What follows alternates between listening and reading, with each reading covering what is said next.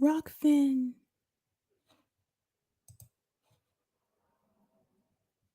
Okay. Here we go. Doobie-doobie-doo. Doobie-doobie-doo. Doobie-doobie-doo. I'm your host, Sabrina Salvati. Doobie-doobie-doo. Doobie-doobie-doo.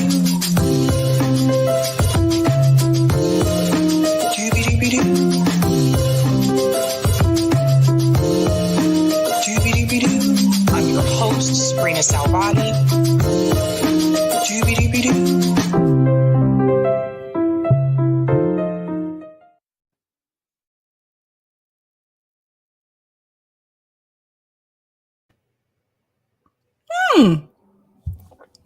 Hello, guys. Happy Tuesday. Welcome to Sabby Sabs podcast. I'm your host, Sabrina Salvati.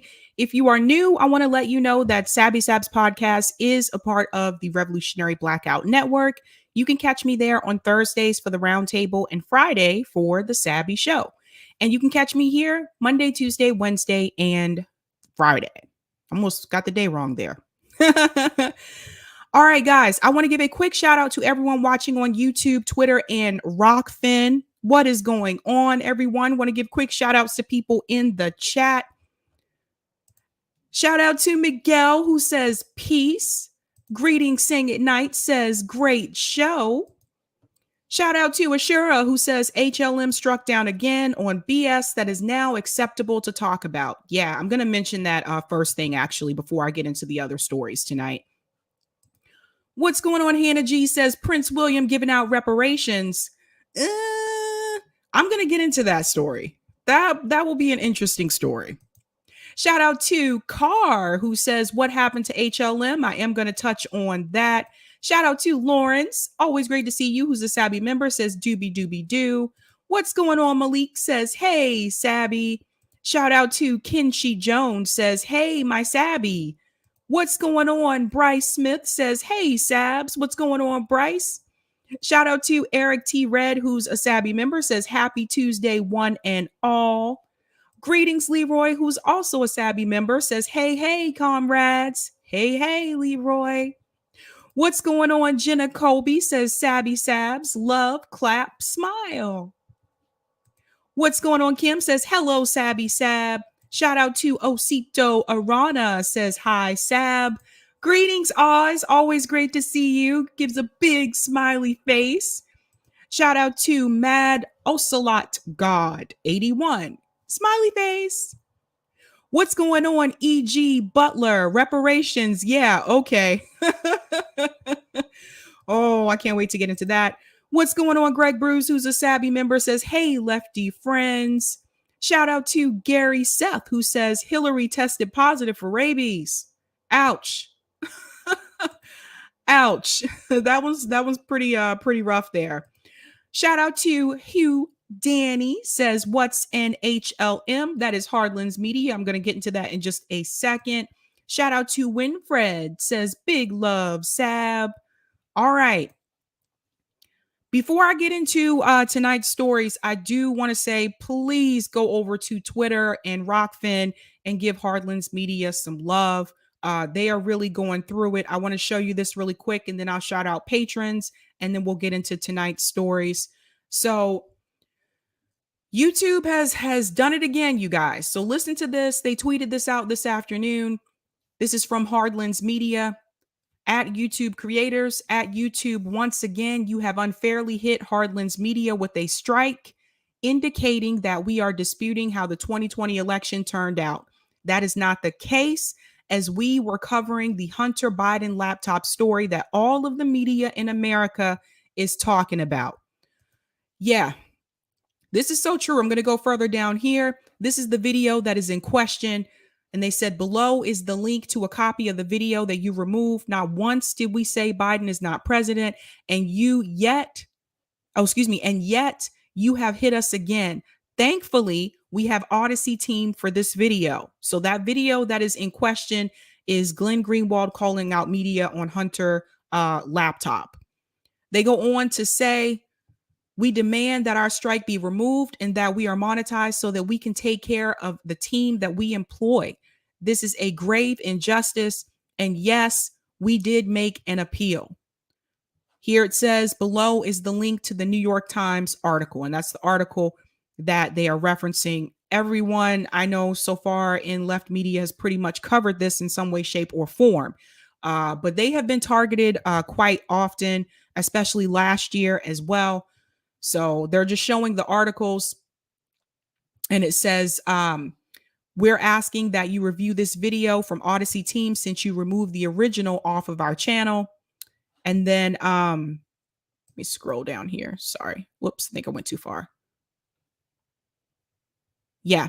And then they shouted out people. They said, we have appealed and we know we did not break any guidelines. It is important for our democracy to have free press and free speech. And they shouted out people here. And I did want to mention this first thing right at the beginning of the stream, because I told you guys we're having censorship issues, but it seems like it only seems to apply to certain channels. And a lot of the channels that are a lot larger, they're not getting hit as much. Hardlands Media is probably one of the, I would say, safest channels out there. I watched their stuff, obviously, and I feel like they have been unfairly targeted.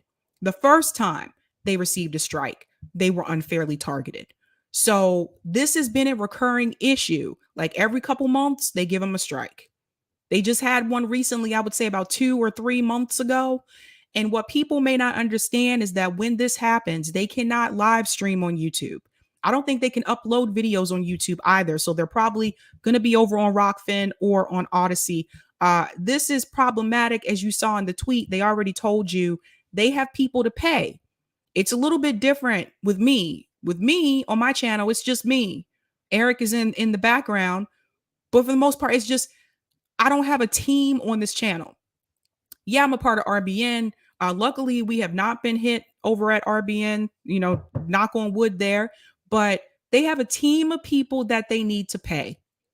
And I don't think it's fair that you have other people like David Pakman, like TYT. They can talk about these same issues and they are not affected. Yes, they may have received like some censorship stuff in the past along the way, but you don't see them getting to the point where they can't stream or they can't upload videos. So there's definitely some favoritism going on here. It's not fair. It seems like they're mainly targeting the smaller channels, and it's BS. It's absolute BS. I just want to let people know this work is not easy to do. You put in a lot of time reading articles, watching videos. You have to get the equipment. The equipment is not cheap. A lot of us also have another job. This is not something that's easy to do. And when you come after people like this and you just remove their content and you prevent them from doing their job, that means they can't get paid. And I want people to understand that this is how they're getting paid. It's a job. This is why I don't like it when people are like, oh, we need to have some type of censorship or we need to silence it. No, this is why you need to be anti-censorship. They can come after anyone. But like I said, they target certain people. And I don't think it's fair that some of the larger channels, the ones that have millions of subscribers, seem to get some kind of pass. So it seems like to me, these guidelines that they have don't apply to everyone, and it's BS. And I see Kits in the chat. Thank you. We have been wrongly hit. This will hit us hard. We have Odyssey and Rockfin, thankfully. Yeah. So you guys, please go show them some support. Donate to their Patreon if you can. Like, this is not a joke. This is not a joke. For real. All right. Thanks so much, Anthony. We all support HLM. Thank you so much. Thanks. Gamer Sabby, you should back up your channel as well. Yeah, all my videos are backed up. I'm also on Rockfin. I'm also on Odyssey. I forget about Odyssey because I forgot my password and I can't log back in. That's a whole nother story. That's just on me. So I'm so sick of this happening. I'm tired of it only being happening to certain people and certain channels. It's BS. And those of you with the larger channels, you need to be calling this out more. Just because it's not happening to you, if it's in independent media space, they can eventually come after all of us. Sorry, it is what it is. All right, I want to give a quick shout out to everyone who is a Sabby patron. I sincerely hope you guys cannot hear my dryer in the background. It is very loud right now. I don't know what's happening. Actually, that might be the washing machine. Not quite sure. You can tell I don't do this often. I hate laundry. Shout out to everyone who is a Sabby patron. If you are interested, I have 4 categories: members, Sabbies, Sabsters, and Ultimate. All of their names are listed here.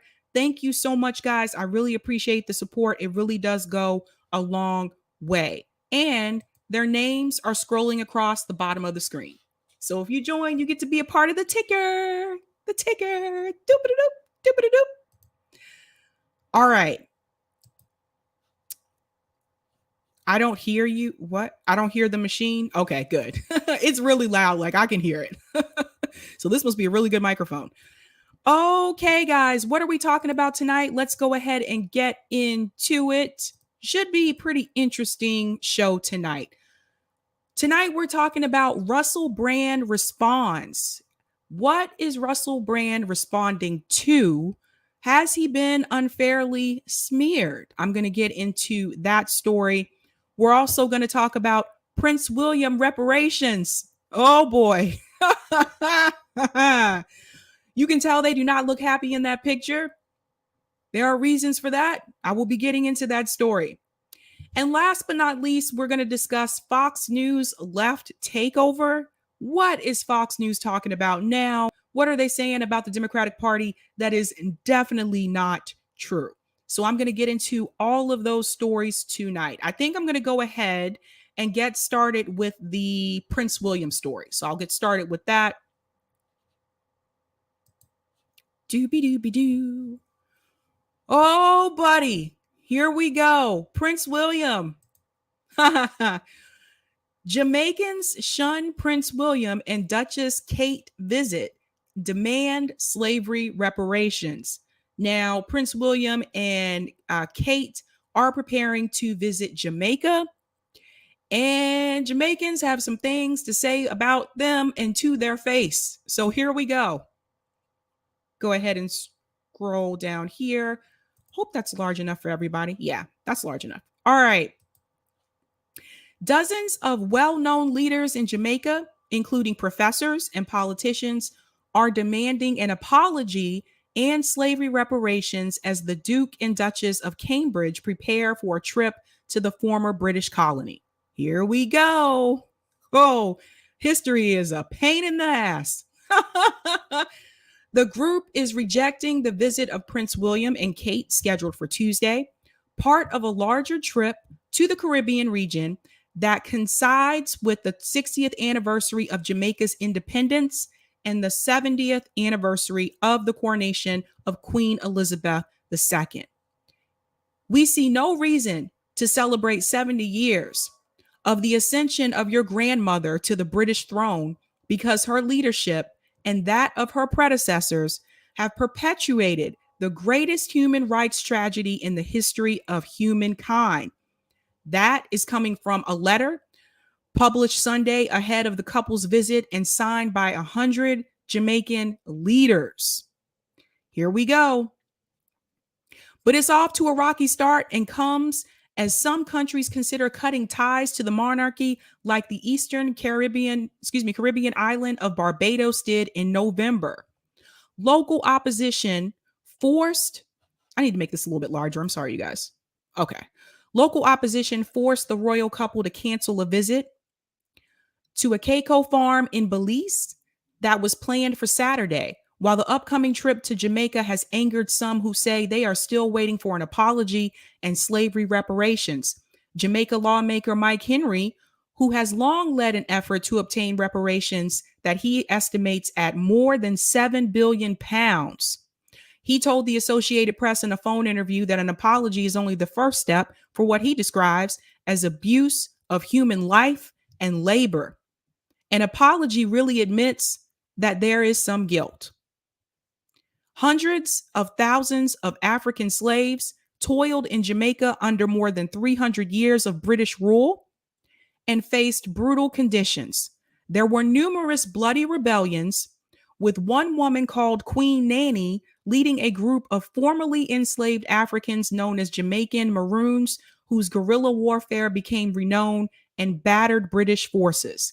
Queen Nanny remains the sole female of Jamaica's 8 national heroes. During their 2-day stay in Jamaica, Prince William and Kate are expected to celebrate Bob Marley's legacy, a move that also riled some Jamaicans. As a Rastafarian, Bob Marley embodied advocacy and is recognized globally for the principles of human rights, equality, reparations, and repatriation. Sorry, I think I said that correctly. The group said that it would be celebrating 60 years of freedom from Britain, adding that it is saddened that more progress has not been made given the burden of colonial inheritance.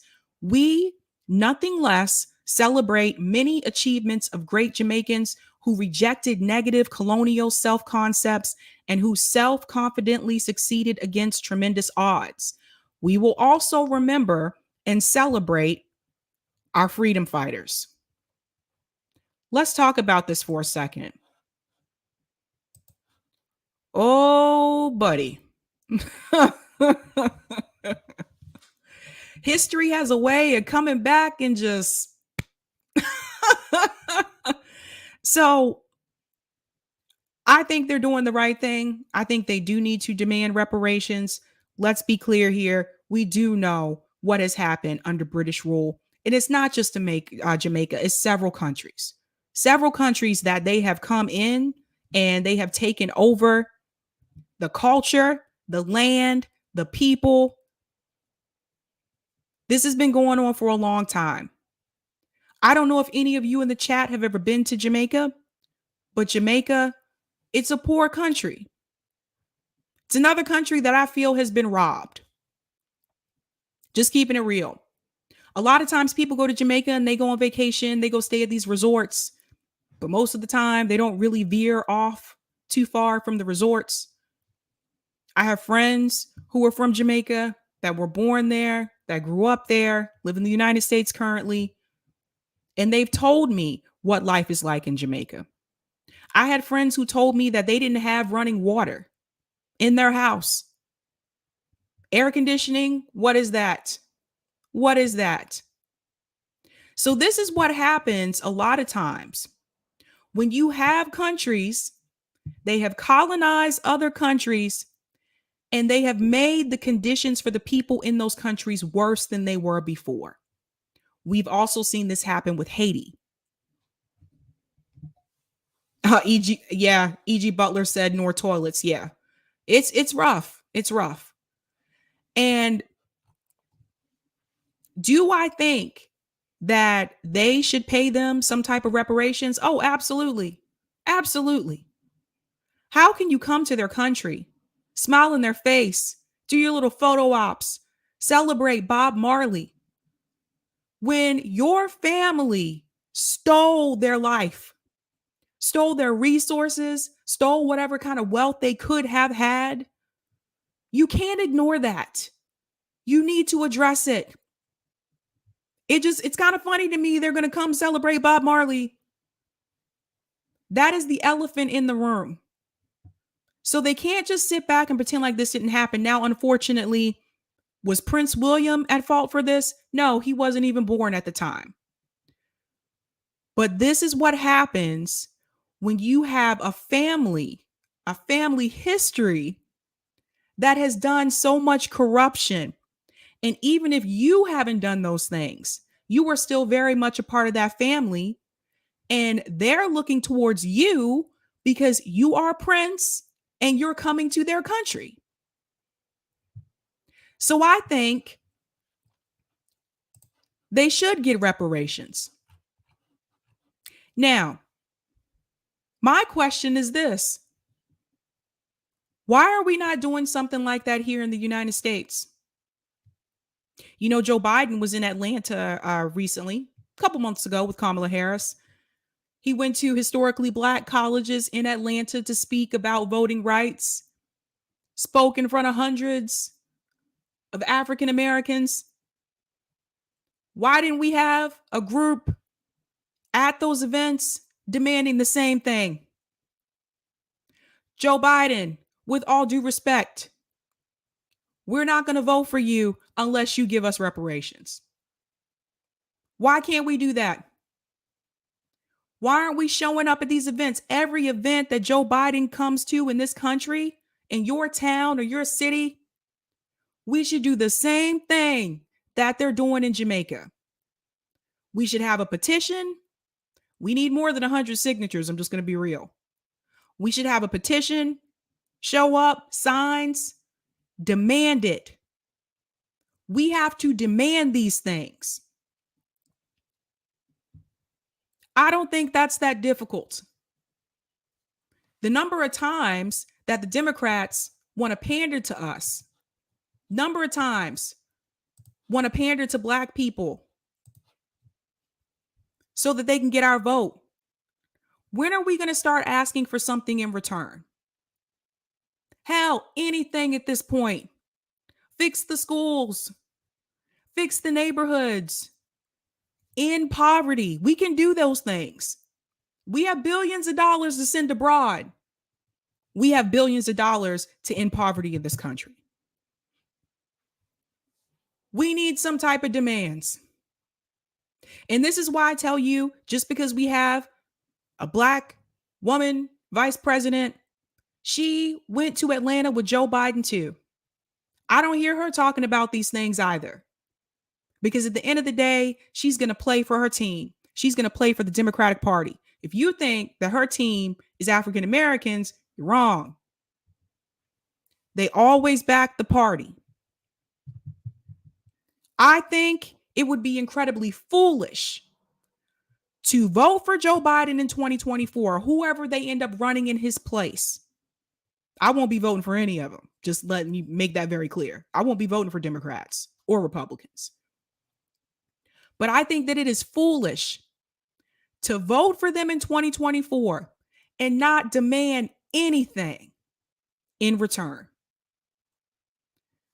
The number of people who have come to me and have said, we owe them our vote as African Americans.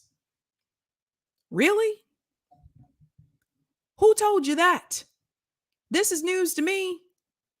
What do we owe them for? What have they done for us? I'll wait.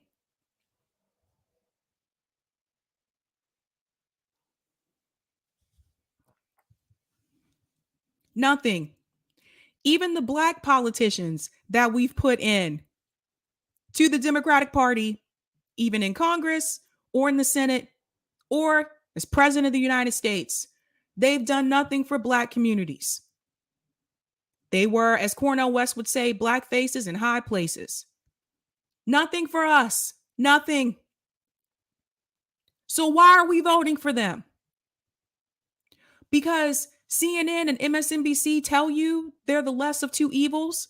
So if we don't vote for them, we're going to get stuck with a Republican. At this point, does it really make that much of a difference? Neither one of them are going to help you, boo. So why are we playing this game? Now, when I say things like this, some people come to me and they say, you sound like a Republican. Did you hear what I just said? Neither one of them are going to help you. I think we need to stop waiting for a Superman.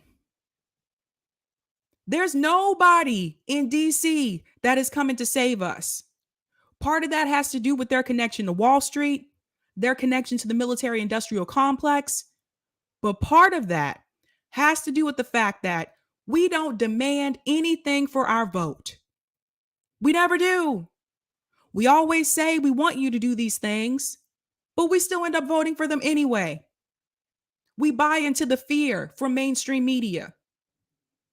Once it was Bush, then it was Trump. They always try to scare you into voting for Democrats every time. And for those of you that live in those communities where the poverty rate is high, The crime rate is high. Ask yourself, what have Democrats done in your city, in your neighborhood, in your state? And has it improved your community in any way, shape, or form? And if the answer is no, stop voting for them. And most people I know, the answer is no. My family is from Baltimore. I live in Boston. My family is from Baltimore.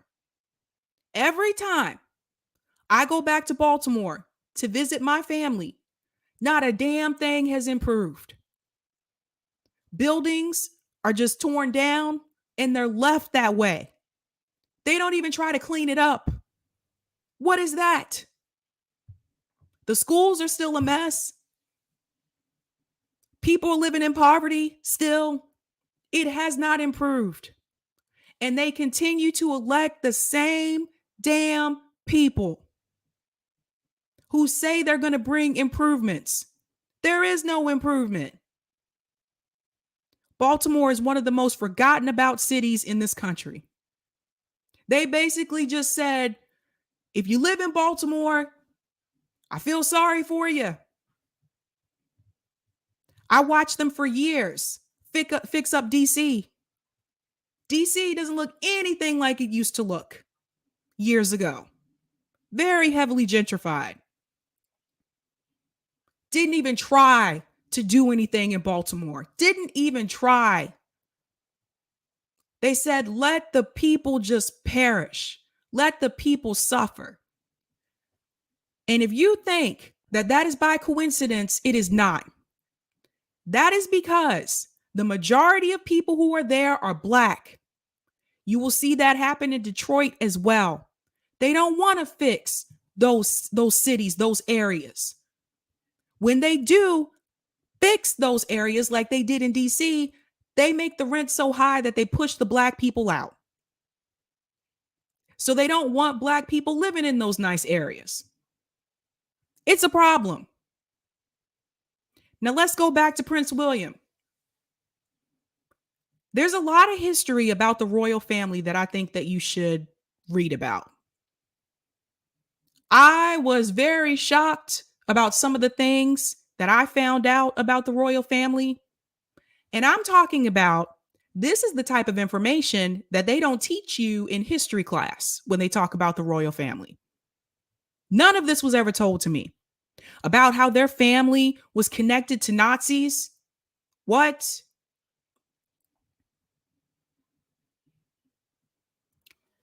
How they went in to Africa, to Jamaica, the things that they did to the people in those countries, how they treated the poor people. So corrupt. And I want to remind you that they are living off of the taxpayers' dollars. The people who live there are paying for them to have the lifestyle that they have. They get to drink tea all day, go to fancy parties. Every now and then, let's do a little bit of charity so you look legit. They are living for free. I don't even know why you need to have a prince and a princess and a king and a queen anymore in this day and age. I don't even know why you need it. But be, assured, rest assured, it is the people who are there that are paying for them to live the way that they live. And that is not right. How are you going to have a king, a queen, prince and princesses living in this palace, and you have people who are poor right there with you? You want to talk about the inequalities? Let's talk about it. Now, people can't help the family they are born into. But I got to tell you, if you learn more about the history, you understand why Harry wanted to get away. That family is crazy. This is going all the way back. That family has a lot of issues. So I think the fact that because they take these trips every so often throughout the year, they're supposed to be greeted with applause. No, Jamaica says, oh, hell no. You owe us. Won't get any applause here. And I think that they should do that. Thank you so much for the super chat, Colin. This is a reminder that reparations for Black people is not an American thing. This is why Black people in the diaspora need to be in solidarity. Thank you so much for saying that, Colin. It's true. It's very true. And a good example of that is Haiti. Because I think the United States needs to pay reparations to Haiti as well. Juliet said, world wouldn't be the same without reggae alone. Pay up, white people. Oh, Juliet. Bryce said they gave us Juneteenth. That's about it. That's it. Just virtue signaling. Oh, and I'm sorry. I forgot to mention, they're also trying to give us a Black Supreme Court justice. So there's that too. More virtue signaling. Hugo said Flint didn't even get clean water with Obama. Nope. They don't actually try to do anything for the Black communities. Just virtue. That's it. Lawrence said you ask for something before you vote for them. I hate work 420 says Dems are the more effective evil, not the lesser evil. I agree. Kenshi said keep speaking facts, Sabby. We got to talk about these things. We got to talk about these things. I don't think it's fair. I don't think it's fair. And I think they have every right to call them out and they have every right to demand it. Now, I'll be interested to see what their response will be. Because, hey, it's not like you can say they're lying.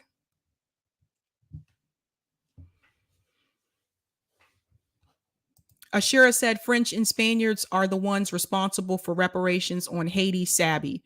The United States government too, man. United States government too. It's not just French.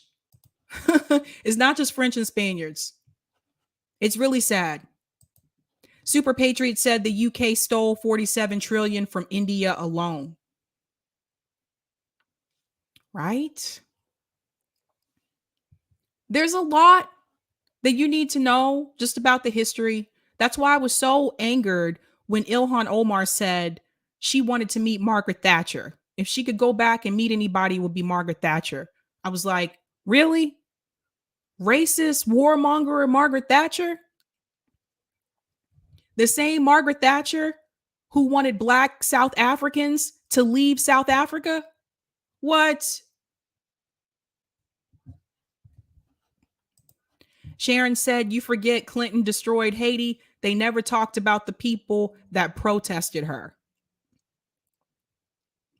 We've kind of had our hand in everything. I hate to say it, but it's true. Pat said, just asking will not work because they will just say they will do something. Actions speak louder than words, and we need to vote for people on their actions, not their words. That's a good point, Pat. I honestly feel like if you run on campaign promises and then if you get into office and you don't fulfill those promises, and I'm not saying things that you have to have Congress, to vote on, that has to pass in the House or the Senate. I'm talking about things that you can do by executive order. I feel like if you run on those issues, the issues that you can actually have control over by executive order, and you choose not to do it, I think you should be held liable for that.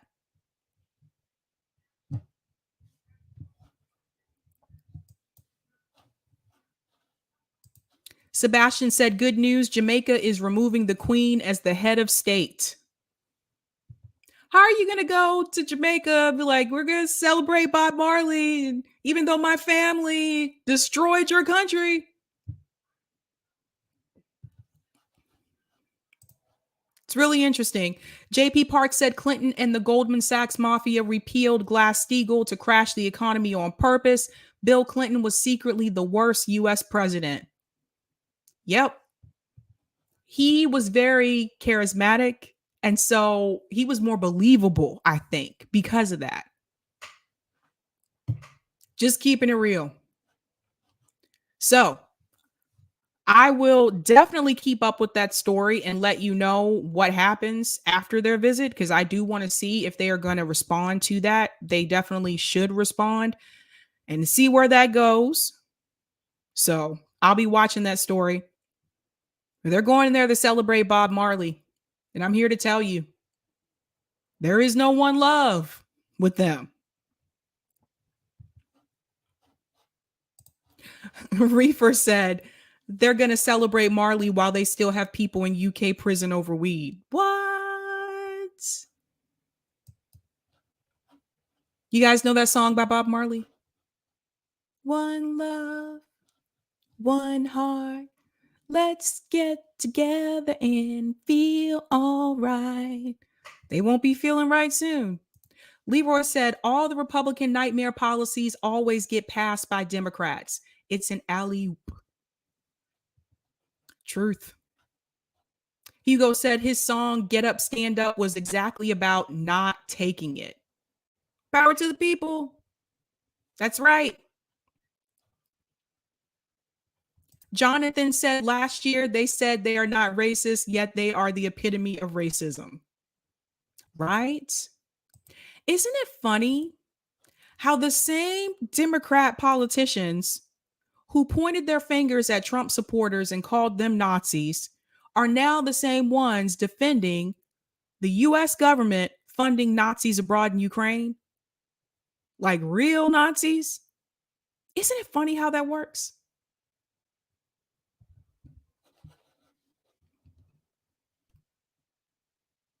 Think I got a little fuzz. Let me check something really quick. Okay, I'm okay. Am I fuzzy, guys? Nope, I'm not fuzzy. Anybody? Somebody? Let me know. Let me know. Gamer for Ganja for Life says, I love jamming. It's a feel-good song. Oh, yeah, we're jamming. I want to jam with you. We're jamming. And I hope you like jamming too. We're jamming, we're jamming, we're jamming, we're jamming, we're jamming, we're jamming, we're jamming, we're jamming. I want to jam it with you. I like that song too. Okay, I want to go ahead and get into my next story.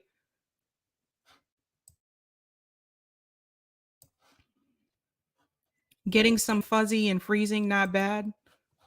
I don't know what's happening. I'm plugged into the router. Hopefully. Well, I'll check it on here to make sure. It looks okay on my end. Okay. I want to go ahead and get into the next story, which is about Russell Brand. Now, I don't know if you guys have been paying attention to this, but long story short, Russell Brand has been smeared. Surprise, surprise. One of the things I've been telling you guys is that anytime you start to tell the truth about the Democratic Party, people are either going to say that you're a conservative, a secret conservative. They'll say that you're an asset, a Russian asset. Anything except that you're a part of the truth. Russell Brand's going through that. And I don't know if you guys have noticed this, but Russell Brand has now passed TYT in reference to subs. I think people really want to hear the truth. I think people are tired of hearing BS. And he has a lot of good takes. Like I've seen some of his videos from his podcast. Hit that like button, guys. That really does help me with the algorithm. So I do want to play this video because he is finally responding to the people who have been smearing him, and rightfully so. So let me go ahead and share this. That's an interesting place for this to for this to start. Here we go. I want to jam it with you. We're jamming. And I hope you like jamming too. We're jamming, we're jamming. Eric, can you switch? I can't pull up that video on It's not the letting me. establishment and the mainstream media are coming for me and coming for this channel, saying I'm a conspiracy theorist, a right-wing nut, and an anti-vaxxer. If you don't think that I'm those things, and I don't think that I'm those things, could there be any other reason why the mainstream media and establishment want to shut down open discourse and dissent? Hello there, you 5.2 million awakening wonders. Glory unto thee. Let's stay awake, let's stay focused, let's stay conscious, let's stay in the conversation. Obviously, today I'm talking to you about something personal. There's been a spate of articles about me saying I'm right wing, I'm a conspiracy theorist, I'm the new Joe Rogan. Quite like that one. Joe Rogan is a triumphant voice in a difficult space. I love Joe Rogan, I won't deny that. So, what could be the reason behind it? The initial articles have been provoked by a video we did about Justin Trudeau saying that his invocation of the Emergency Act and refusal to rescind it entirely in case of certain financial components against peaceful trucker protests smacks of the kind of authoritarianism that might diminish his right to overtly condemn anti-democratic actions elsewhere. That's what we said. Is that a problem to you that I said that? Does that seem reasonable? I don't know. You know, we'll work it out. Comments below. Stay to the end of the video because there's a lot of complexity. Earlier in the history of this channel, we've been accused of being anti-vax simply for saying unvaccinated people might have rights. You know, that's been another thing. We talked about the Wuhan lab leak theory. Well, that seems to be an evolving situation too. We're going to get into it in depth. We're going to look at some of the accusations. I'm going to do this on the actual YouTube vid because with the VNC, it's slowing down. Give me just a second. I want to jam it with you. We're jamming. And I hope you like jamming too. We're jamming, we're jamming, we're jamming, we're jamming, we're jamming, we're jamming, we're jamming, we're jamming. I want to jam it with you. Hope you like jamming too. All right, I'm going to pull it up here. I apologize ahead of time if I get this song stuck in your head. That is not my intention. Maybe. Maybe it is. The establishment and the mainstream media are coming for me and come. Okay, here we go. Let me go ahead and share my screen. All right. Boop, boop, boop, doop, doop, doop. All right, so I'll get to that point here.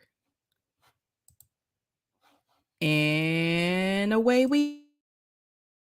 What could be the reason behind it? The initial articles have been provoked by a video we did about Justin Trudeau saying that his invocation of the Emergency Act and refusal to rescind it entirely in case of certain financial components against peaceful trucker protests smacks of the kind of authoritarianism that might diminish his right to overtly condemn anti-democratic actions elsewhere. That's what we said. Is that a problem to you that I said that? Does that seem reasonable? I don't know. You know, we'll work it out. Comments below. Stay to the end of the video because there's a lot of complexity. Earlier in the history of this channel, we've been accused of being anti-vax simply for saying unvaccinated people might have rights. You know, that's been another thing. We talked about the Wuhan lab leak theory. Well, that seems to be an evolving situation too.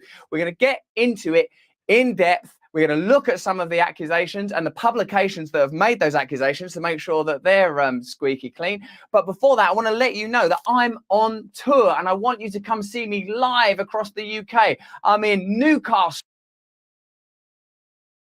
treated as criminals.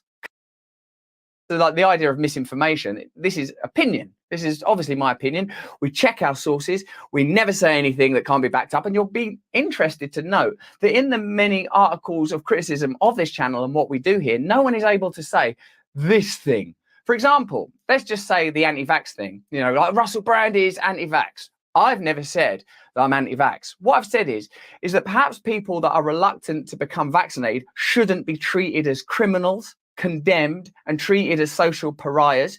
One reason being that there seems to be an enormous crossover with people that are poor, people that are from non-majority populations in the country, i.e. people from ethnic minorities. There seems to be a large number of unvaccinated people that have reason to be mistrustful of the government. And why is that? Why is that? Maybe it has something to do with the history that has happened with African Americans. I can only speak for African Americans.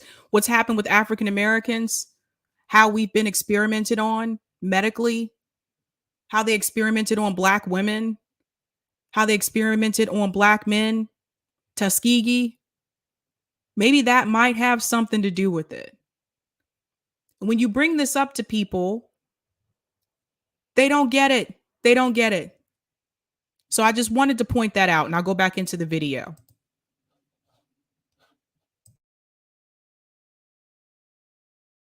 Big corporations like Big Pharma. There seem to be a number of reasons to be cynical. In fact, a recent study published in some of the very publications that have leveled criticism at me recently revealed that Johnson & Johnson did a study that showed that natural immunity plus less vaccines than they originally suggested could be more effective than the number of vaccines they originally suggested. And remember, this is an ongoing situation, so who knows what permutations. Right. So the problem is, even though Johnson & Johnson released that statement, the problem is, even if like someone like Russell Brand will repeat exactly what they said, people will still smear him. How is this even possible? Like literally, you can read the exact same statement and people will still smear him or anyone who's doing that.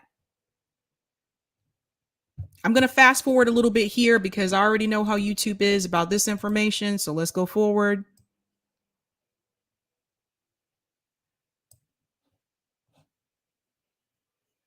Okay, here we go.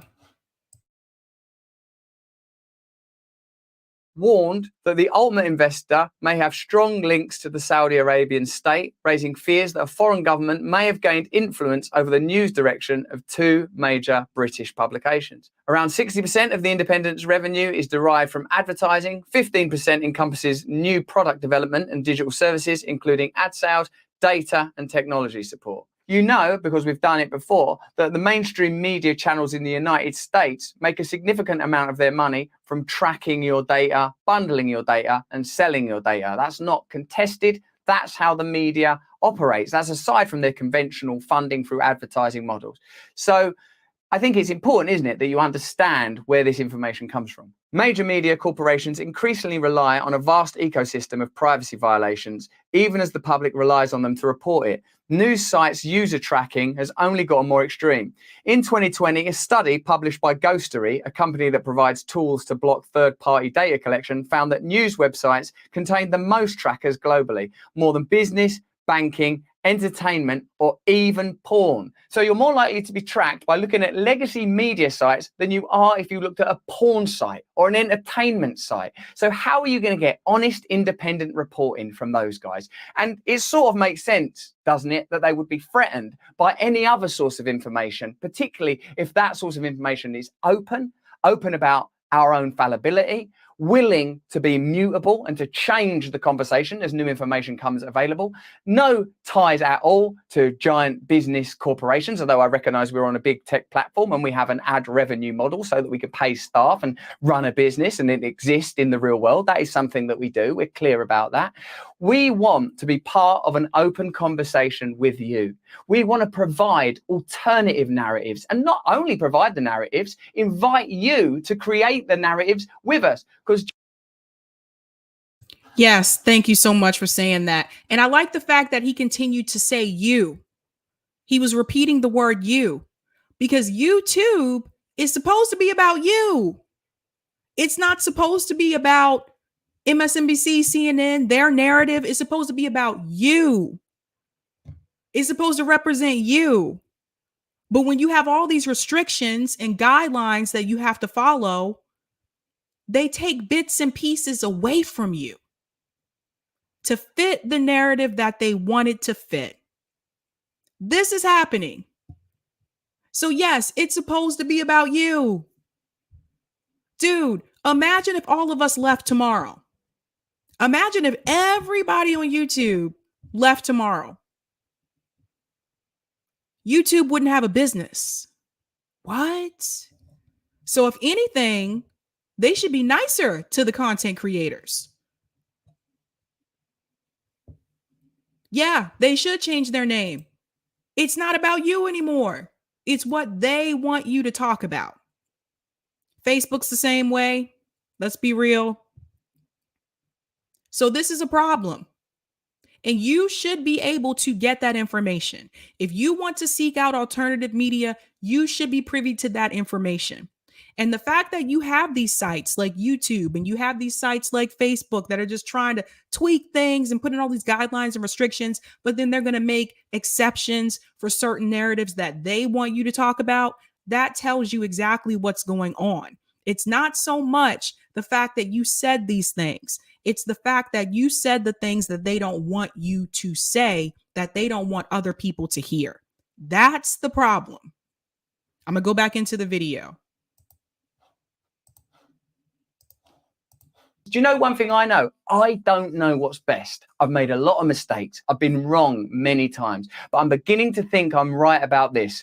The mainstream media is not your friend. The culture is not your friend. The government is not your friend. Big business is not your friend. They are operating collegiately in unison to create a set of systems that are beneficial to them and disadvantage you. The biggest threat to their power comes from unionization and mobilization of large groups of people. They're so nervous about it. They're so aggressive about it. They're so protective about it. It makes me think that they've got an agenda. The video that's got them all heated up and cross is one we made about Justin Trudeau and Justin Trudeau's introduction of emergency powers to shut down trucker protests, which were largely peaceful, which we said on this channel, that if you shut down peaceful protests, what you're essentially doing is trying to control dissent. Now, look at the next level. If someone points that out, you try to shut down that person. You've got to stamp it out like whack-a-mole, like the old woman that swallowed a fly. You've got to swallow a frog and an horse and a cat and a cow to just prevent the truth from getting out, that these people are not what they claim to be. They're not running fair liberal democracies. They use the aesthetic of fair liberal democracies. They look presentable and they say nice things about being respectful and loving to people from a variety of communities, as we absolutely must be if we're ever to build a decent and better world. But when you have a centralized state, centralized corporate control, centralized dominator culture media, we don't have the opportunity to build these communities. And that's exactly what they want. That's exactly what they want. What he just said, we don't have the opportunity to build these communities if they continue to shut us down. If they continue to censor our message, getting out to the people, our voice, that limits our ability to build communities, to build a movement, to get the people to rise up. And I'm talking masses of people. They don't want that. He's right. They want people to fall in line. Same thing with politics. Why do you think they shun people who run on these like progressive messages, people who run, who say that they're socialists, hell, even democratic socialists? Why do you think they don't want those people to win? They don't want that message to get out. Now it's a little bit too late because, Bernie's campaign got that message out to people. And some people have moved further to the left since Bernie. I'm one of those people. I moved further to the left. So when his message was reaching a lot of people, which, by the way, that was not supposed to happen. What did they do? What did mainstream media do? They smeared him. Every chance they got. They did the same thing to revolutionary civil rights leaders. They did this to Malcolm X. They did it to Martin Luther King. This is what they do. They did it to the Black Panthers, or they'll send in infiltrators. You got to be careful about who you let join your group. I'm telling you for experience. Can't let everybody in. Not everybody who wants to help is really there to help.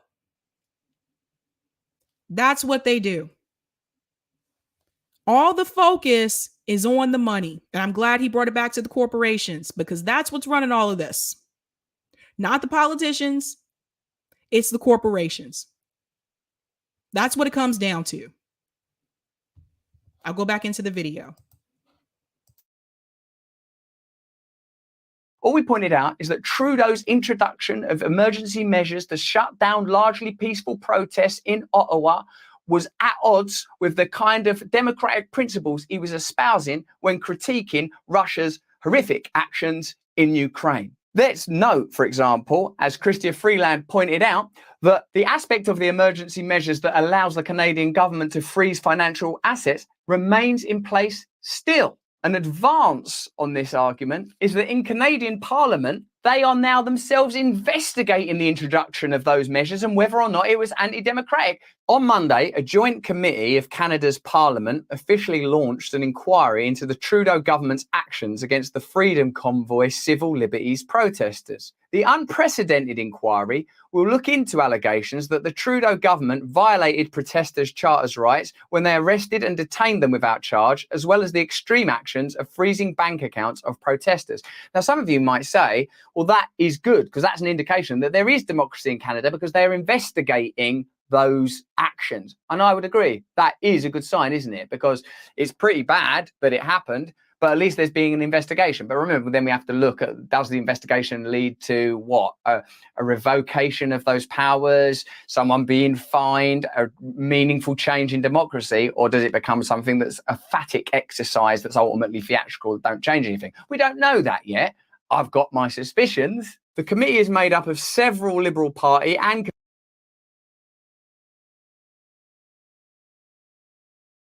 down or mitigate it or back up power. Many feel that it's an abuse of power and that it should only be used in cases of true emergency, not to shut down speech. In another separate committee, MPs were warned by Assembly of First Nations National Chief Roseanne Archibald that the unprecedented decision to invoke the Emergencies Act had broad spectrum consequences. My concern is the act is a tool, and the tool itself can actually name and actually place labels upon people, Archibald said.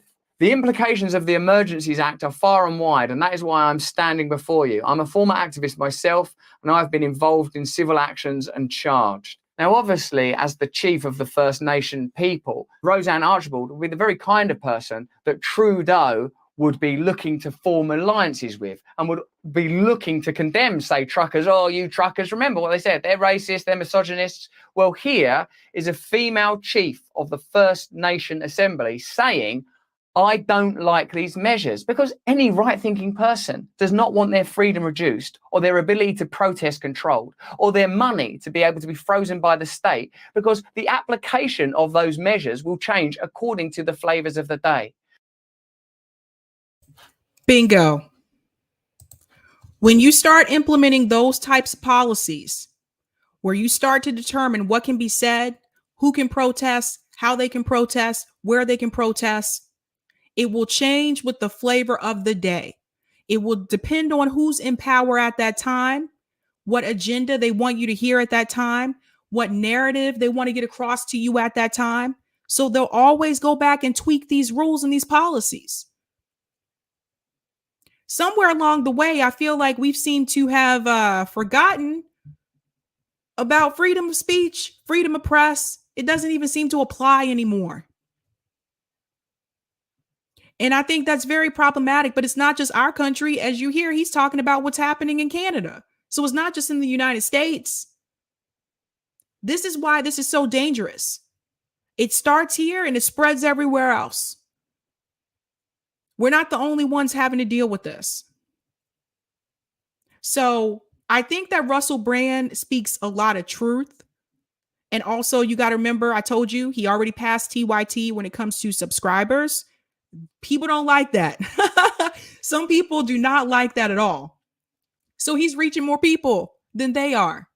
And his message is more radical. You know what? I'm going to get rid of that term radical. His message is further to the left. Hell, his message is more reasonable. How about we start doing that? Instead of saying that people are radical, I'm just going to start saying they're reasonable. I'm going to switch out those R's. They don't want people to hear that. So they're definitely going to, this is why they're attacking him. This is why he's being smeared.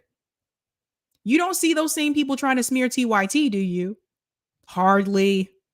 Hardly. They toe that line. They toe it just enough. I'll go back in.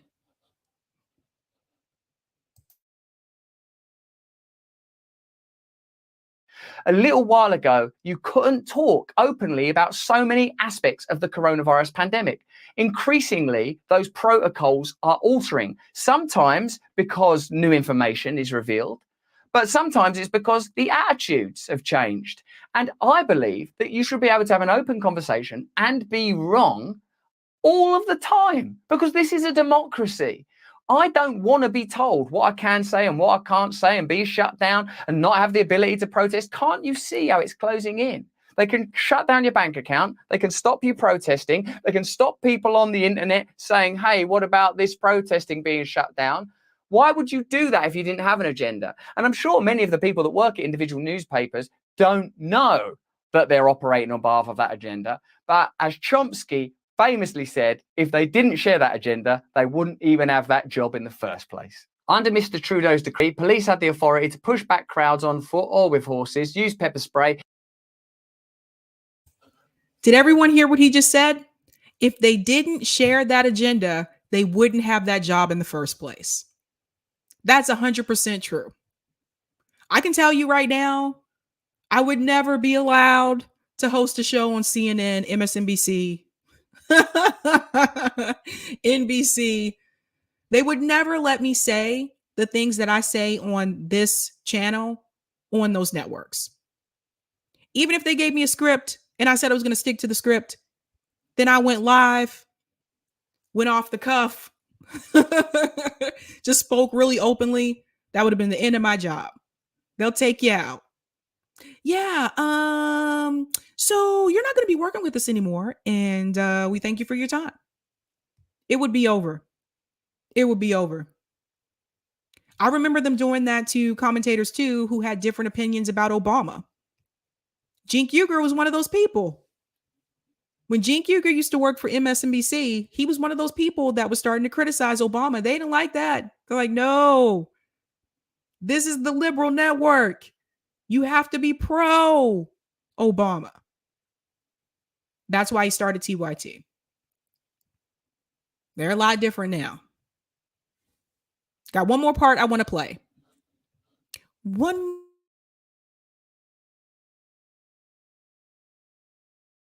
Enter trucks and other.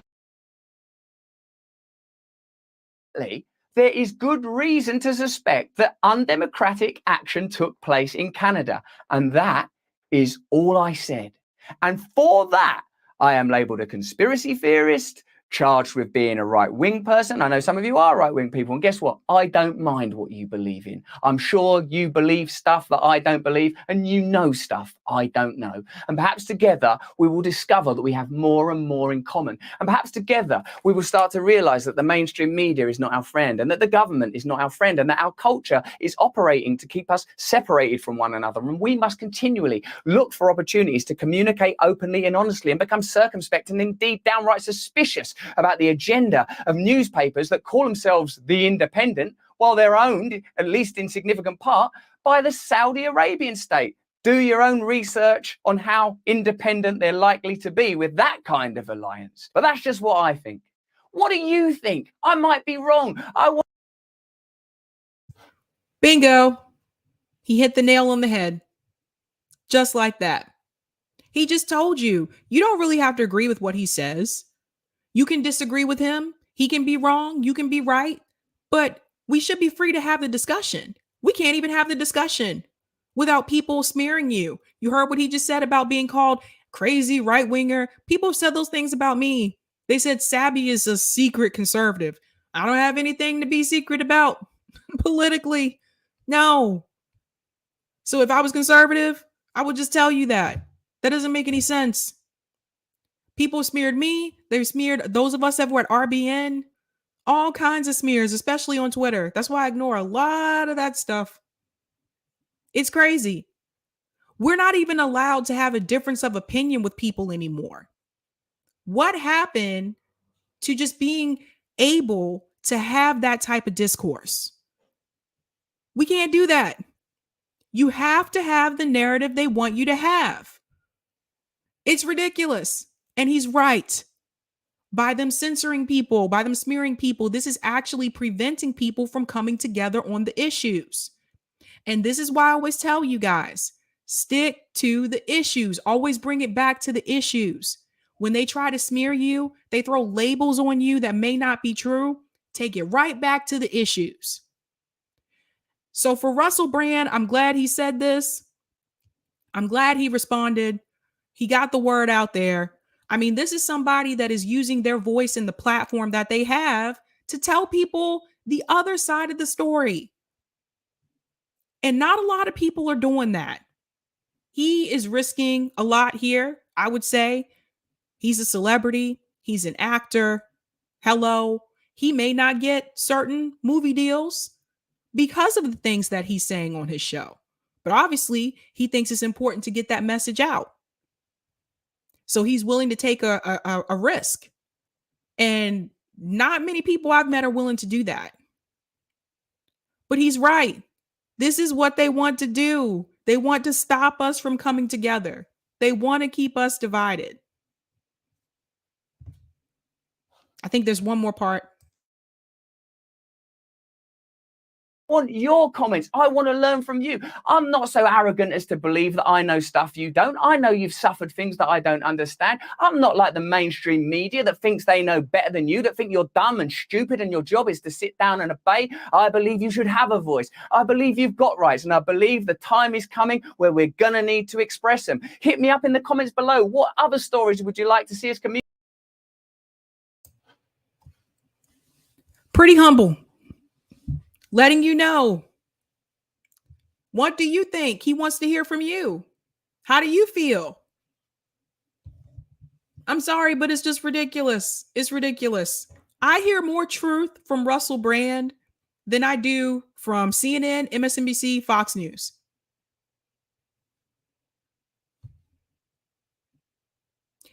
And speaking of Fox News, I'm going to go into my final story, which just happens to be about Fox News. Oh my God, this cringe statement, it just drives me crazy. It drives me crazy. Oh my God. Wait till you hear this. So I want to give a shout out to Case Study QB for this clip. It says Fox Business.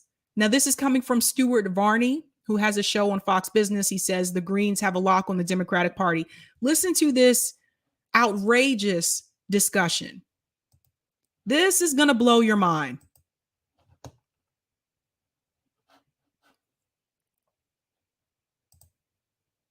Doobie doobie doo. It is incredible to me that we should go and ask the Iranians for oil in exchange for them getting a bomb, and go to the Venezuelans and ask a communist dictator if he'll please supply us with some more oil. But we do not go to the oil fields of Texas and say, can you produce a little bit more for us? Because we could really use it. That to me is inexplicable. The only explanation is that the Greens have a lock on the Democrat Party. And oil to them is anathema. You can't have it. The climate is changing. We're all going to die. Therefore, Biden must stay with his current course. That's the only explanation, the power of the Greens. Stu, you're so right. The progressives are running the show. It is incredible to me that we should go and ask the Iranians for oil in exchange for them getting a bomb, and go to the Venezuelans and ask a communist dictator if he'll please supply us with some more oil. But we do not go to the oil fields of Texas and say, can you produce a little bit more for us? Because we could really use it.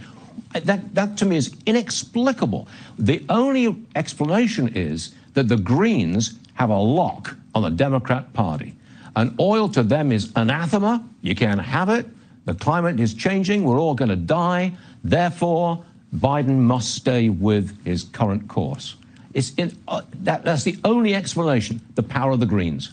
Stu, you're so right. The progressives are running the show. It is incredible to me that we should go and ask the Iranians for oil in exchange for them.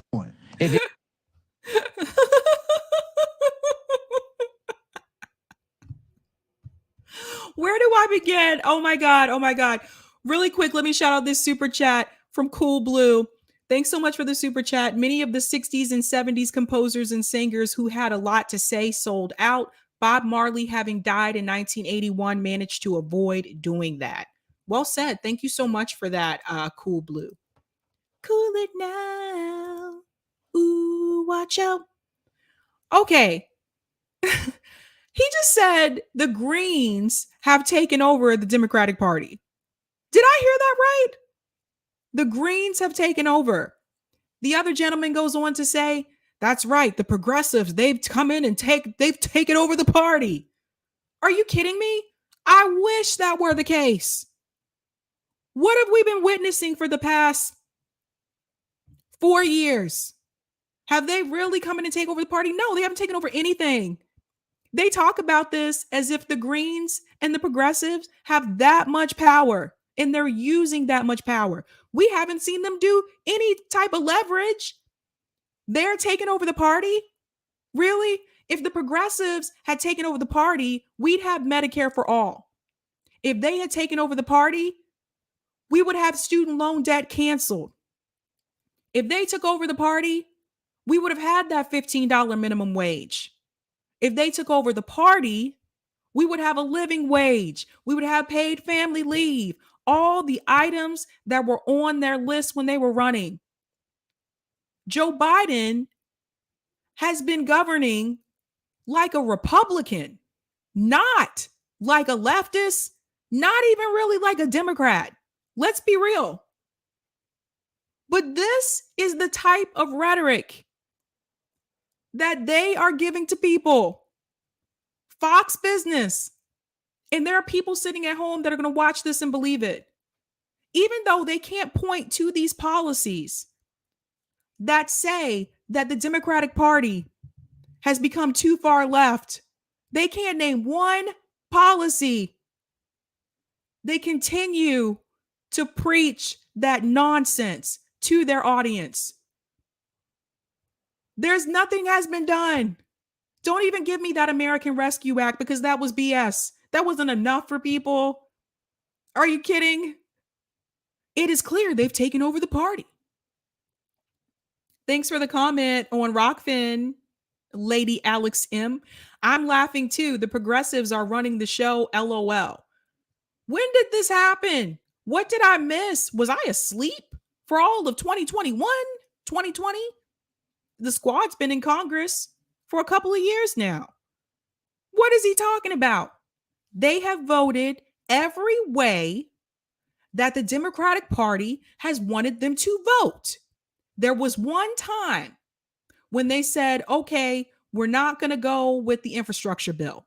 But that was only because they got permission to do so and because they already knew that they already had all the votes for it to pass anyway. So you're really not giving any kind of leverage when you already got the votes to get it passed without your vote. I wish they had taken over the party. They didn't want to force the vote. They don't want to stand up to Nancy Pelosi. Ilhan Omar's trying to be her best friend. Every time I turn around, I see pictures of those two. What? When you have AOC going on to different networks saying that Joe Biden was doing a great job. What? Even Bernie Sanders caved.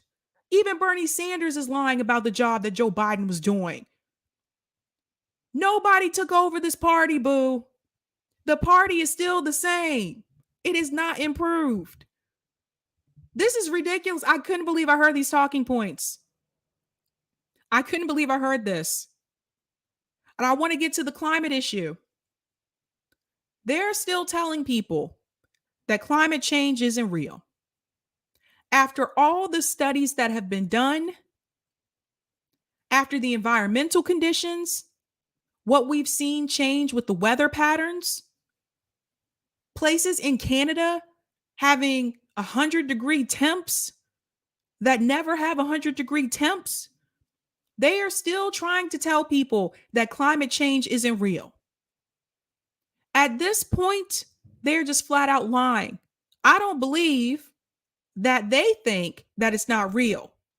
They are just reading a script, the script that they are told to read by Fox News. How can you ignore the science? All the data is there. It doesn't make any sense. He's like, oh, they're like, the climate is coming and we're all going to die. These things are going to happen. It's only a matter of time. Look around. You see it. I see it. Anyone who was sitting here denying that climate change is real is just either being stupid as fuck or they know that it's true, but they don't want to admit it because their party doesn't admit it. This is another danger with the two-party system. People believe the science that their party believes. We've seen this. Same thing with the pandemic. People believe what the party believes. When Trump said that he thought, in reference to the mandates, it should be left up to the states, all these Democrats were like, no, you're the president. You take control. Joe Biden gets elected, says the same thing. Those same Democrats are like, yeah, that makes a lot of sense. Good job. Yeah, good job, Biden. Good job. This is the danger of the two-party system. People don't even have common sense anymore. The Democratic Party can come out tomorrow and tell you that, guess what? The sky isn't really blue. All this time you've been fooled. People would believe it. The Democratic Party can come out and tell you, they can all of a sudden become a flat earther. No shade to you guys, but you're a little trippy. The earth isn't round, it's actually flat. And Democrats will believe it. People have allowed themselves to become brainwashed by the party that they are a part of. There is nothing more dangerous than that. There could be a comet coming to hit Earth as we speak. And all it would take is for Joe Biden to stand up and say, there is no such thing as a comet. People would believe it. That's how sad we are now. All of a sudden, all common sense has gone out the window. Nobody knows how to do research anymore. No one wants to think for themselves. They just believe whatever Mr. Master Joe Biden says, as if he is master of the universe. This is not He-Man.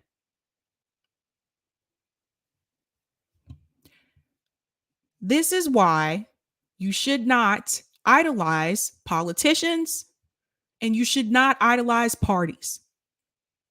You know, Roger Meadows reached out to me a while back and told me we should not have political parties at all. At first I was like, what? But as time has gone by, I've been thinking about it, and he's right. We really don't need political parties. If you want to vote for someone, just vote for them. Why you got to go into a party?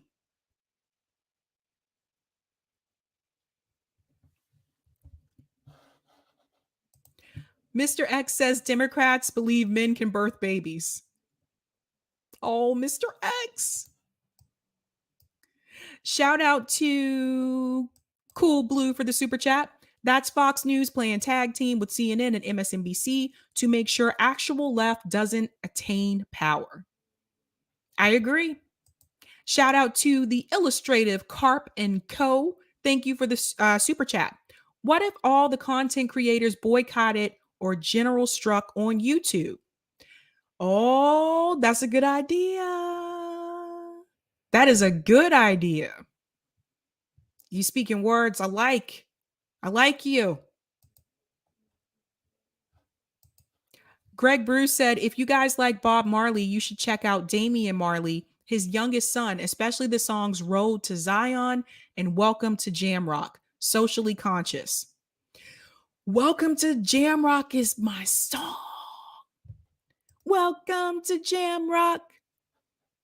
Boom, boom, boom, boom. Welcome to Jamrock. Boom, boom, boom, boom.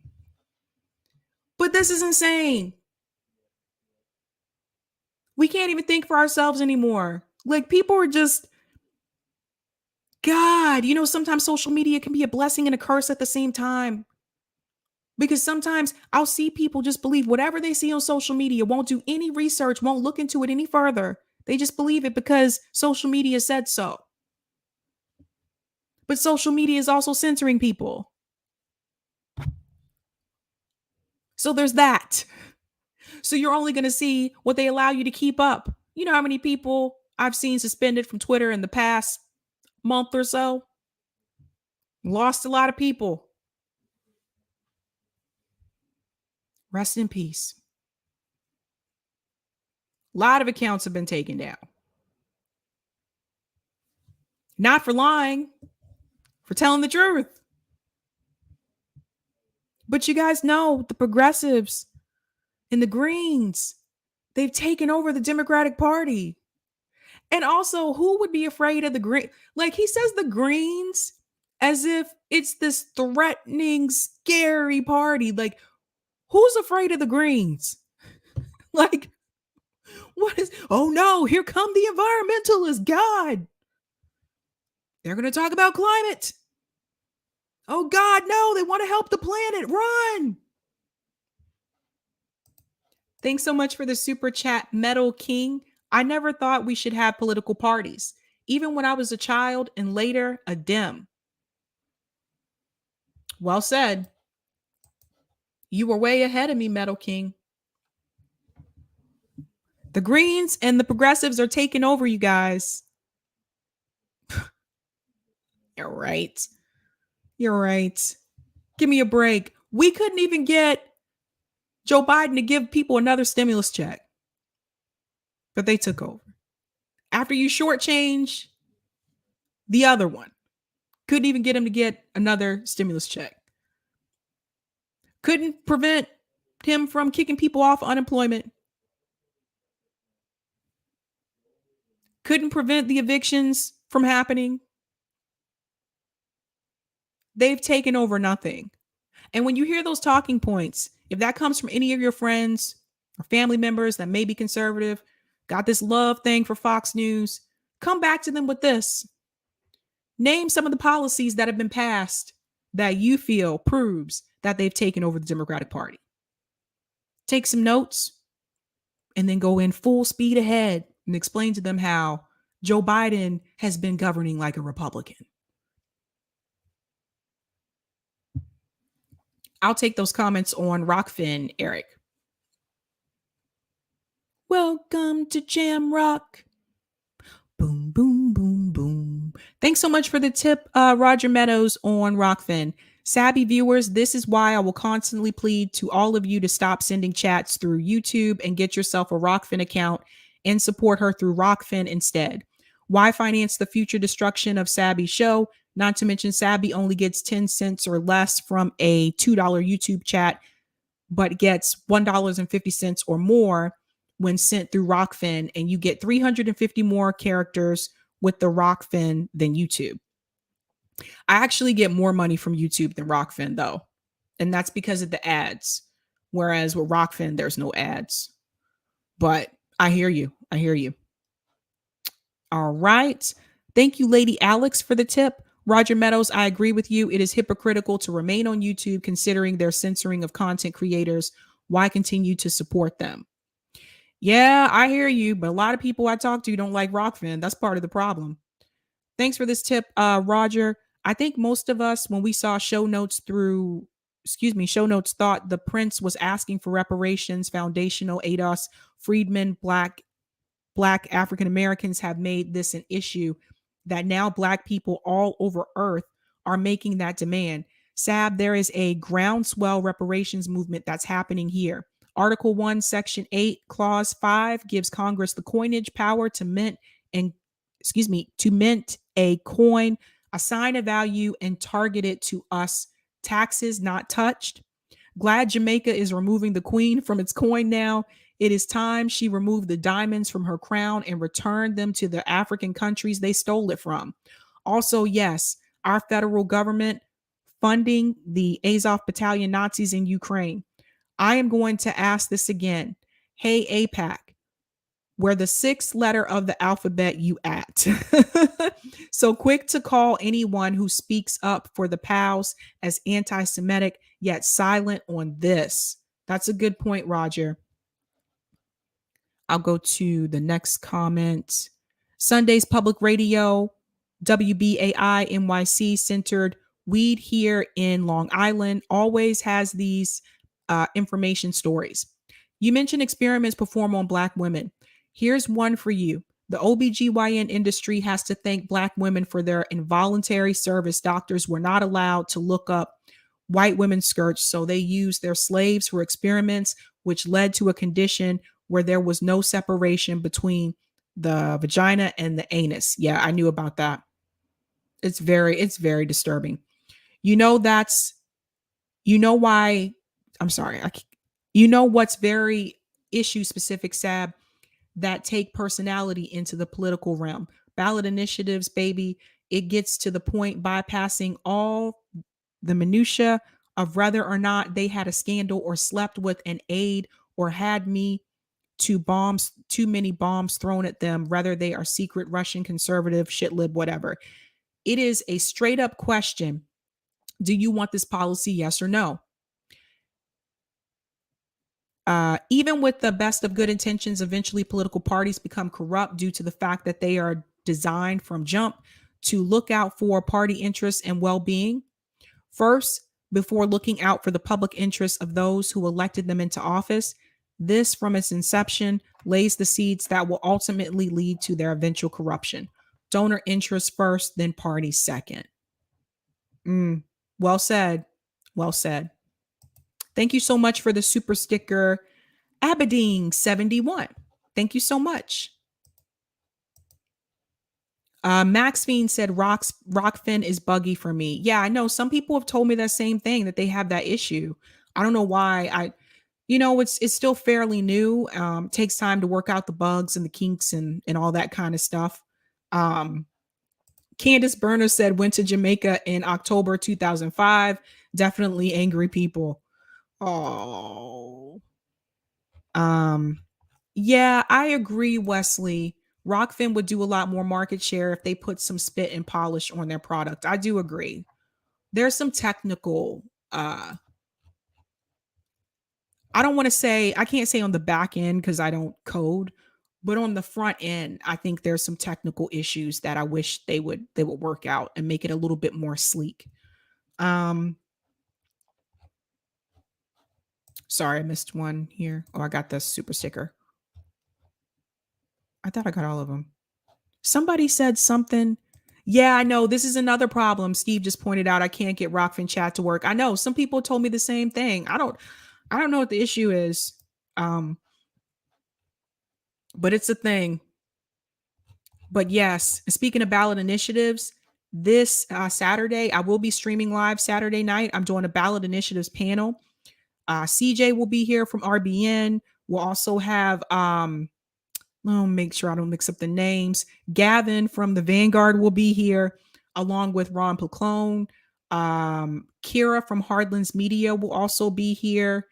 And Franco from Frank Analysis will be here. And also Meg, Killjoy Meg. All of us live in states that have ballot initiatives. And we're going to talk about that. And we're going to talk about some of the things that our states have passed through ballot initiatives. We're going to tell you how you can do ballot initiatives, because this is something people say they want something to do. They want to get out and do something. This is something that we can do. We can actively do ourselves. You don't have to be a politician. You don't have to work in like a corporate office or anything. You don't have to work in government to do ballot initiatives. And I think that's important for people to know. So we're going to talk about that Saturday. We're going to go into details about that so you can get out and do some action. And we're also going to talk about ballot initiatives that are coming up on the ballot for our states as well. These are very important. This is how we passed, legalized marijuana here in Massachusetts. This is how some states have received ranked choice voting. Like, you have to, ballot initiatives are more important than who you vote for president. Might be a little controversial, but it's true. That's more important. That's something you can do on the local level that you have a little bit more control over. So definitely excited about that discussion. I can't wait. Guys, I want to tell you again, make sure that you sign up for my newsletter. If you're not, you don't have to fill out a form. All you do is just click on this little link and you enter your email address. That's it. Boom, you're signed up. I'm going to put the link here in the Chizat. Boop, boop, boop. Sign up for my newsletter. This is how people are receiving my live stream alerts. It will just send you an email that says Sabby is live, so you'll know when I'm live. So I think that's more reliable than relying on getting that notification from YouTube. Sometimes they notify people, sometimes they don't. It also helps me create an email list. So like I said, if all of us ever got kicked off YouTube, I would still be able to contact you because I have your email and let you know, hey, we've moved to this platform. We're doing this thing, yada, yada. I will be back on call in again this Friday for Friday's live stream. I really like doing that. I like hearing from you guys. And so I just want to say thank you guys for calling in. Like, it's nice to hear your voice because I never knew what you sound like. I'm just going to be honest. I was like, I don't know. But here's the link for my call-in show as well. Definitely subscribe to that, you guys. So I will be back up on there Friday night. I like having these Friday night discussions with you guys. It's been a lot of fun. But yeah, so I'll be doing more of that. You said frozen. I'm not frozen on my end. Did I freeze, Eric? No, I didn't freeze on my end. I don't know. But yeah, definitely check that out. Okay, thanks, Eric. I'm really liking it. I'm really having a lot of fun, and it's nice to get to meet you guys in a different way besides just seeing your names like and your comments in the chat. So yeah, definitely excited about that. If you didn't get a chance to check out the third party summit, definitely go check that out over RBN. I know Nick is making some clips there, but the whole stream is there, day 1, 2, and 3. Very educational, great experience. I say definitely check it out. Any advice in terms of entertainment? I do want to give you an update. If you missed me last night, I did see the new Batman movie, The Batman, as opposed to the other ones. I thought it was really good. I think you should go check it out. Go in with the open mind and just remember that you are going to see a different side of Bruce Wayne. This is not the Bruce Wayne that you're used to, unless you read the old comic books. Bruce Wayne looks a little emo in this movie. It is rather dark. So just prepare yourself for that. But I think Robert Pattinson did a great job as Batman. He convinced me he was Batman. Ben Affleck did not. Why you let me down, Ben? You let me down twice as a superhero. One is Daredevil and one is Batman. Why, Ben? Why? Is he skinny, Super Patriot? Yeah, he is still. So he didn't gain weight for this movie, which I thought they would make him do that because Batman's a little kind of on the bulky side. At least that suit is a little bit bulky, but no. Sabby, what did you think of the class analysis of the movie? Ooh, I'm glad you asked me that question.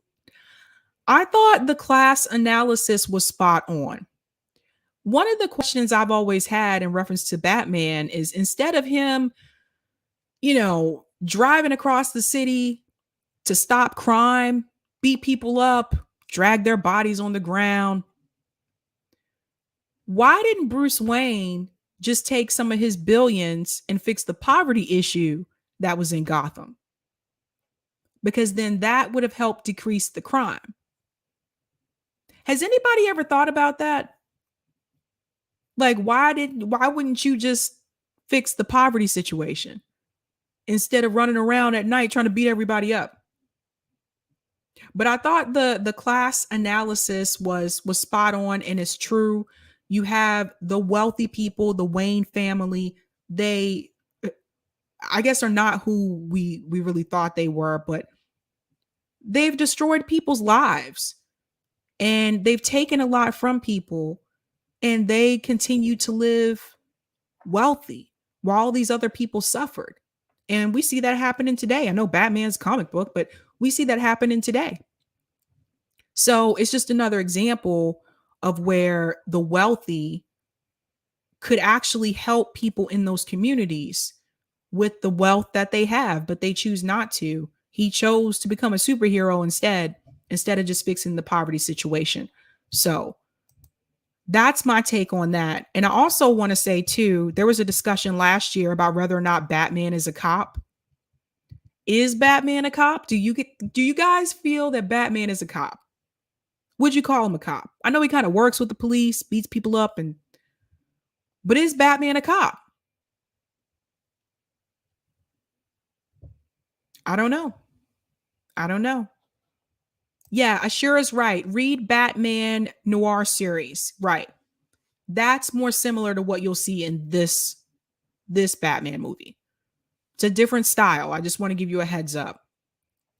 But it's hard for me because, like I said, The Dark Knight just set like a totally different level for me when it comes to Batman movies, and nothing has passed that for me. I told you Ben Affleck was just not a good choice.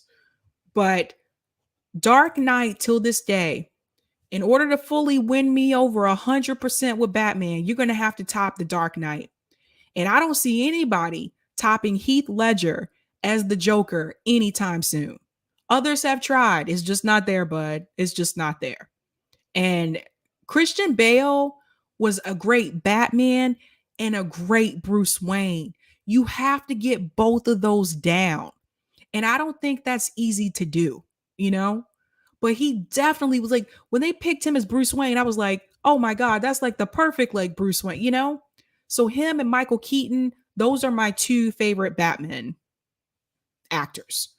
Yeah, Joy said Heath was the best. Yeah, how do you top that? It's very difficult to top that performance. So you guys don't think Batman's a cop, you think he's a vigilante. I'm seeing that in the chat. Yeah, Reefer After Dark said vigilante. Oh, hey, Reef. Vigilante, technically. Okay, we can put those up, Eric. But that's just hard for me. Look, I don't see anybody topping that. So, what's your favorite Batman movie? My favorite is The Dark Knight. My second favorite is probably the first one with Michael Keaton. The very first one. I think that 1980, 89 or 1990, but the first one with Michael Keaton. That's second. After that is probably Dark Knight Rises. Okay. I don't know. Thanks for the tip on Rockfin Roger. I thought of that when I started paying attention to politics. True superheroes are working class heroes like Peter Parker and Steve Rogers. Hey, Sab, Nick is from Missouri, a ballot initiative state. He should come, and Batman is a cop. I think Nick is busy. Because I asked him. Lady Alex M said, how about a black Batman? That could work. I mean, I don't really care what color Batman is. I just want you to convince me that you're Batman and you're Bruce Wayne at the same time. And that's not easy to do. That's not easy to do. Spider-Man's different, right? Because Peter Parker, he's a little, kind of nerdy, a little goofy, a little bit. And so is Spider-Man. So that's a little bit easier to do. Batman is different. The Batman. When you leave that movie, you'll be telling yourself, I am vengeance. Idris Elba could be a good Batman. That could work. That's a good point, Leroy. That would be interesting. It was 1989. Okay, 1989, Everett says. Yeah, that's my second favorite one. But nothing tops The Dark Knight, man. When Heath Ledger showed up as the Joker, I was like,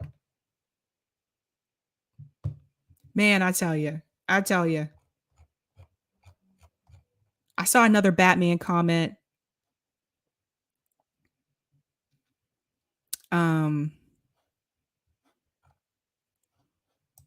Joy said the chemistry between Michelle and Michael in the earlier Batman is so good because they used to be a couple. Oh, I didn't know they were a couple before.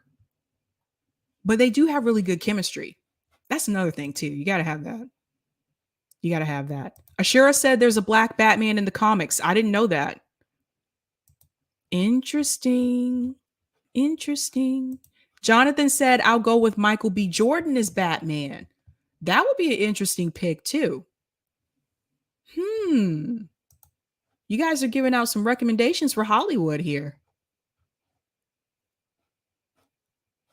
Captain Obvious said Batman is still a cop. To hell with Black Batman too. Oh, damn. Oh, man. JP said Blade was the best one.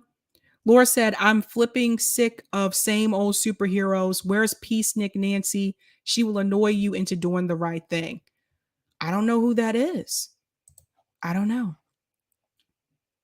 I'm going to head off in a second, but you know what superhero movie they really messed up and it kind of hurt my feelings? I guess not superhero. He's more like an anti-hero, I would say. Ghost Rider. I love Ghost Rider in the comic books. So yes, I used to read comic books as a kid. I told you guys I'm kind of like nerdy. But I loved Ghost Rider in the comic books, but they messed up the movie because number one, they picked Nicolas Cage as Ghost Rider. Monotone Nicolas Cage. I was like, really? This is the best you guys could do? Ghost Rider was cool, man. His skull would catch on fire, driving on his little motorcycle. They had to mess that up. They had to. Someone mentioned another one. Oh, yeah, that one was bad too. Yipper 99, Green Lantern. That one was terrible. Oh, God. Ben Affleck messed up with Daredevil. They destroyed that. But Daredevil, the show on Netflix, is actually really good. I'm not sure if Netflix pulled that or not because Disney bought the Marvel shows. That's why they didn't have another season for Luke Cage. And Luke Cage is probably the best out of all those shows we saw on Netflix. Luke Cage and Daredevil. What was the other one? The Man with the Iron Fist. I couldn't get into that one. But Luke Cage was like amazing. But there was one question that was never answered when I watched that show. How on earth did Luke Cage afford his own apartment in New York City with no roommates just by sweeping hair in a barbershop? That question was never answered. Still trying to figure that out. But they didn't bring it back for the third season because Marvel went over to Disney. Kind of sucks. And I thought they were going to bring it back on Disney Plus, but I haven't seen that happen. So, but Luke Cage, that was an awesome movie. Super Patriot says, I love Luke. Yeah, Luke Cage was the bomb, man. Yeah, Deadpool was awesome. That was good. Cool Blue says rent control apartment. I can see that too, but how much do you make from sweeping hair? Because in the show, I didn't see him cut anyone's hair. You just see him sweeping the hair on the floor. Like, how much were they paying him? I don't know. Okay, you can go ahead and put that up, Eric. Have you watched The Boys on Amazon yet? I have not seen that yet. I guess I'll have to check that out too. So many shows I got to check out, man. But I'm going to be honest with you guys. I think my favorite TV shows outside of Netflix for superheroes was definitely The Flash and Arrow. Arrow was my jam. My name is Oliver Queen. I love that intro. For 5 years, I stayed on an island. I love it. I love it. Oliver Queen. Thanks for this tip on Rockfin, Roger. My friend had the Ghost Rider comic where he kicked the Avengers' ass, hemmed up Captain America, and ran over Thor with his motorcycle. Oh, man. Thanks so much for that. Yeah, I'm telling you, Arrow. Now, Arrow and The Flash are both on Netflix, so you can just binge through those if you want to. I mean, well, maybe not binge so fast. They're long episodes, but they're really good. They're really good. Those are the only two DC TV shows that I liked. Maybe DC is better at TV shows instead of movies, man. Because other than Batman, the other DC movies have just not been good. They try. Well, no, Wonder Woman was good. That one was good. But what was the one that the Justice League was a hot mess? First of all, how you gonna come out with the Justice League movie and you didn't introduce all the other people that were part of the Justice League before you came out with the movie? See, Marvel did it the right way. Thor had his movie, Iron Man had his movie, Captain America had his movie, and then they said, okay, let's bring them all together and let's do Avengers. DC was like, nah, skip all that. Let's do Batman and then let's do Justice League. What? That was weird. That was weird. I don't know who's making decisions over there at DC. They're not the best with the movies. It seems like the only movies they do well are the Batman movies, unless Ben Affleck's in it. Oh well. Where Pilgrim said the DC TV shows Arrowverse are more polished. They all have the same producer, Greg Berlanti. Oh, I didn't realize that, which may account for the consistency. That makes sense. That makes sense. I got to tell you, when The Flash came out and we started watching The Flash, I was very shocked that Iris was black. Because that's not how it was in the comic book. I was very shocked by that one. Great show, though. Got to do some different things, man. I need another superhero show. You guys got to tell me. And don't say Mandalorian or, Book of Boba Fett. Well, that's going into Star Wars verse, but I finished all of those. So I need something else. Ashura, watch Invincible, Sabby Sabs. Okay, I could check that out. Invincible. Huh. Oh, Joy said, yes, Bruce Wayne did donate money to those in need in Gotham, but maybe he could have done more like ones in real life. Well, like the orphanage. I mean, the orphanage was destroyed. He didn't do anything to help with that. So that's that. Patrick says The Boys is a must watch. What is The Boys? What do these boys do? Are they like superheroes or like what do they do? Cryosynth said it's all Barry Allen's fault anyway. Listen, you're not supposed to break the timeline. This was the thing that was really frustrating me with Flash. The number of times they kept saying you can't go back in time and reverse. You can't change things when you go back in time because it can mess up the whole timeline in the future. And that happened. When they connect the Flash and Arrow shows, you'll see that Dingle in the beginning, Dingle was Arrow's partner for those who don't know, but Dingle in the beginning, he had a little girl. Yes, his kid was a little girl. When they went back in time in the Flash and they changed things back then, Barry was not supposed to undo his mother's death. That was one of the things that was not supposed to change. Barry did that, then came back to the present and then realized, I really messed stuff up. I have to go back in time and I have to let my mom die. So he did that switcheroos, but then Diggle, all of a sudden, his child was now a boy. It changes everything in the timeline. It doesn't just affect Barry's life. It affects other people's lives as well. So they used to kill me with that. They would say that all the time in the Flash, but then they would constantly still go back and change things in the timeline. Chad said, Boys is a series about very flawed superheroes. Oh, I think I would like that. I think I could get that. I could get that. Yeah. Okay, I might have to check out Boys. Yes. Swanky Tias is correct. Hawkeye was surprisingly good. Yes, that's a good one. If you guys have Disney Plus, you definitely need to watch Hawkeye. All of them. You need to see Loki. Wait, watch WandaVision first. Then watch the Loki series and then watch Hawkeye. By the way, they're only like 6 or 7 episodes, so you can go through them pretty quickly. But go watch the trailer for The Boys. It's great. Put superheroes in a much more realistic world. The power dynamic is prevalent part of the show. The boys become the way to take their power back. All right, I'll have to check that out. I have to check out this Boys thing. Sometimes I start shows and I don't finish them. So I'm trying to get out of that. Yeah, WandaVision. WandaVision will blow your mind at the end. Seriously, I was like, what is happening here?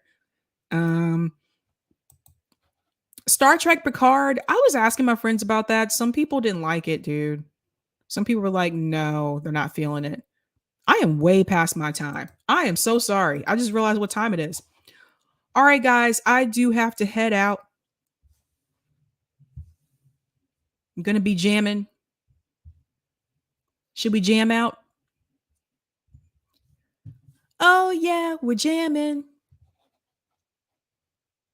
I want to jam it with you. We're jamming. And I hope you like jamming too. All right, guys, have a good night. Keep up the fight.